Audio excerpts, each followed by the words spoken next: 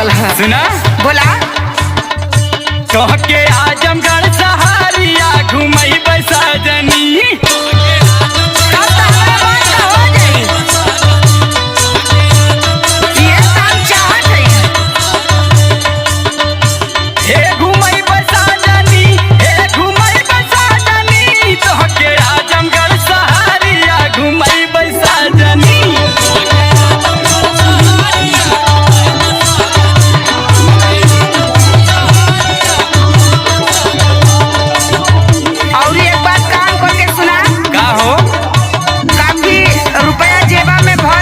अच्छा खाली नाम रही आजमगढ़ का।